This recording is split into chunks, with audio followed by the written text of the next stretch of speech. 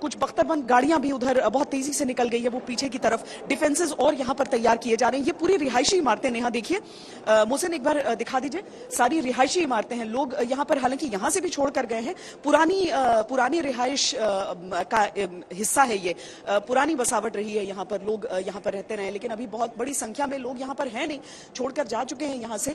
लेकिन इस इलाके को भी तो डिफेंड करना होगा, तो कॉर्डन करने के लिए किस तरीके से इस इलाकों में पीछे के हिस्सों में जाती हुई मुझे वो बख्तरबंद गाड़ियां नजर आ रही हैं, और सामने के हिस्से में जो यूक्रेन के सैनिक हैं वो सब यहाँ पर लग रहे हैं, तैनात हो रहे हैं, और अलग अलग यूनिफॉर्म्स जो आप देख रही हैं यहाँ इन सैनिकों की, तो वो इसलिए कि कुछ मुख्य फोर्सेस का हिस्सा है, कुछ वो नए लोग हैं जिन्होंने हथियार उठाए हैं और बिल्कुल जंग के मोर्चे तक ये पहुंचे हैं। पहले हम ये सवाल उठाते थे कि जो सिविलियंस हैं, अगर वाकई वो हथियार उठा भी लेते हैं तो क्या वो जंग में, मुकाबले में रह पाएंगे। लेकिन अगर वो यहाँ पर इस मोर्चे पर बंदूक उठाकर तैनात हो गए हैं ना नेहा, तो शायद एक देश की ताकत दिखाता है। 1.5 लाख लोग, समझिए कि 1.5 लाख लोग ऐसे हैं जो आए हैं, वापस कीव की तरफ आए हैं। और जो यहाँ की सेना ने एक आधिकारिक फिगर मुझे कल दी थी कि 1 लाख लोगों ने वेपन्स लिए हैं इनसे। देश के फिर गोलाबारी शुरू हो गई है। 1 लाख लोगों ने वेपन्स लिए हैं इनसे ताकि ये मुकाबला कर सके।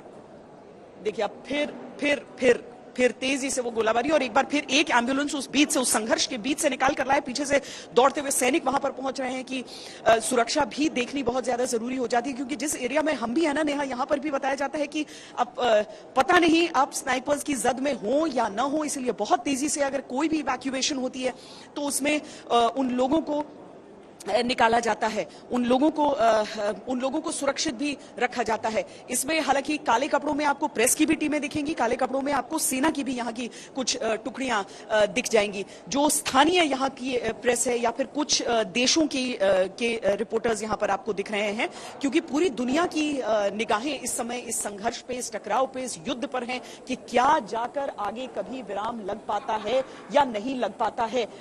लेकिन बड़ा सवाल, एक और एम्बुलेंस अब एक बार आ रहा है। हम जैसा कह रहे हैं कि तेज गति दी जा रही है इसको, ताकि जो लड़ाई जैसे जैसे तेज हो रही है, उतने गोले अगर बरस रहे हैं तो समझिए कि वहां पर हालात कैसे हो रहे होंगे।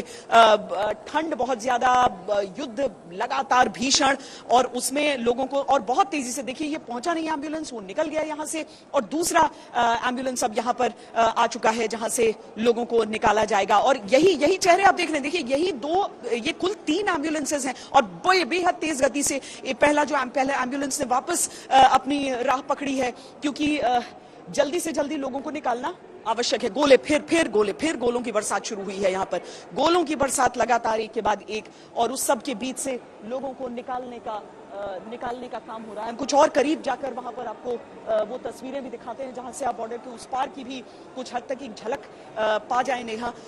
यहाँ सैनिकों को आप देख रही हैं, जो कुछ आपको आम कपड़ों में भी दिख रहे हैं लोग, उनके भी कंधों पर बंदूक इस समय तैनात है। और इसके साथ ही भले ही मुट्ठी भर, लेकिन मुकाबला करने के लिए, अपने शहर के लिए, अपनी भूमि के लिए, अपने अस्तित्व के लिए, अपनी सम्मान के लिए वो जंग लड़ने के लिए लोग, तो भले ही अंतर्राष्ट्रीय कारण, कूटनीतिक कारण इसके कुछ भी हो जाएं, लेकिन एक व्यक्ति के लिए अपनी जमीन, अपनी भूमि कितनी अहम होती है, ये उसकी एक वानगी है कि उस भयानक गोलाबारी में भी, उस भयानक गोलीबारी में भी उसकी जद में रहने के बावजूद लगातार तैनात हैं सभी सैनिक, सभी लोग वहां पर। देखिए आप, अगर आप हाथ पर एक पीला वो बंधा हुआ देख लेते हैं, तो वो यूक्रेन का जो झंडा है, नीले और पीले का वो कॉम्बिनेशन है, 2 पट्टियों में रहता है। आप हाथ पर वो पीला अगर बंधा देख लेते हैं तो वो सेना भी है, वो मिलिशिया भी। ये देखिए फिर से गोलाबारी यहां पर शुरू हुई है, और ये सैनिक हर बरसते गोले के साथ अपनी जगह पर और मजबूती से और दृढ़ता के साथ तैनात हो जा रहे हैं, दृढ़ता के साथ यहां पर तैनात हो जा रहे हैं। हम आगे बढ़ने की भी अगर कोशिश करते हैं तो इस समय किसी को भी आगे जाने की इजाजत नहीं है। केवल जो इवैक्यूएशन क्रूज हैं उन्हें आगे जाने की इजाजत दी जा रही है। दूसरे एम्बुलेंस से भी लोग निकल चुके और वो भी एक बार फिर वापस तेजी से पहुंचेगा। हालांकि कुछ और चीजों की आवश्यकता उन्हें है, सुरक्षित गियर जरूर इन्होंने पहना है, लेकिन गोलों के सामने एम्बुलेंसेस का वजूद नहीं होता। ये बख्तरबंद नहीं होती हैं। गोलियों के लिए जरूर ये बुलेट प्रूफ ग्लासेस इसमें लगे रहते हैं नेहा, लेकिन उसके आगे इनका वजूद ऐसा नहीं है कि अगर कोई गोला पड़े तो उसमें से बच सके। लेकिन क्या करें, अभी इन्हें अपनी जान को हथेली पर लेकर आगे बढ़ना ही है। देखिए, एक और बस को पीछे लाया गया है ताकि जो जितने लोग यहां पर इकट्ठा हो चुके हैं उन्हें तेजी से यहां से निकाला जाए। यहां पर किसी के लिए भी रहना सुरक्षित अब नहीं बताया जा रहा है, तो जल्दी से जल्दी लोगों को यहां से निकाला जा सके। प्रोटेक्टिव गियर उतना होता नहीं है कि सभी सिविलियंस को भी दिया जा सके, और कोई भी बुलेट प्रूफ या हेलमेट आपको शेल्स से, आपको शार्पनल्स से नहीं बचा सकता है उनकी। वो आपको किसी भी शरीर के हिस्से में गुथ कर आपको भेज सकते हैं, और जब गोलियां चलती हैं तो फिर भी आप कुछ बचाव कर लें, लेकिन जब गोले चलते हैं तो आप किसी भी तरीके से अपना बचाव नहीं कर सकते हैं। नेहा।